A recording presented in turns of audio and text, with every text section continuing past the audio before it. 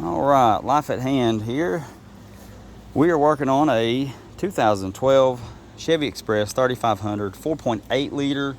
This is probably going to work for multiple years because Chevy never changed anything really, and probably multiple motors. So what we have is the AC is not wanting to switch from vent or defrost, sorry, not vent, from defrost to vent.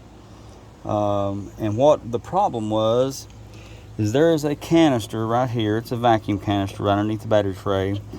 There's a 5/32 line, vacuum line, that plugs in right here in the front of it. It runs right along the back. It's this line right here. I'm trying to show you that one right there. Runs right along the back, and it connects into this splitter or regulator. I'm not really sure what it's called, but anyways, so you got your 5/32 over to your 1/4 inch. The way to get to that, you take one 10mm bolt out of this pulls out of the way, and way back there on the motor on top of the valve covers where that 1/4 inch plugs in, you may be able to just take this off, reach back there if you can stand up on something and get it taken care of. I'm going to show you the old vacuum lines.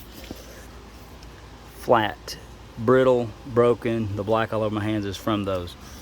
Now, of course, I went ahead and opted to take the doghouse off. In order to do that, you've got your front. There's 4 10mm bolts in that.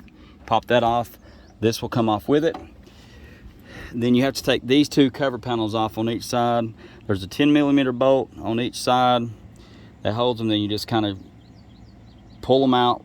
Be very careful not to break anything. It's the same on both sides. Now your vacuum line runs back here and connects in right there. I would recommend checking this first if you have any issues.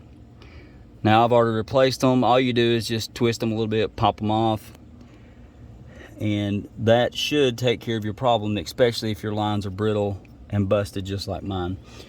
Hope this helps someone. Hope y'all have a blessed day. Like, share, subscribe, hit the notification bell. Thank you for watching.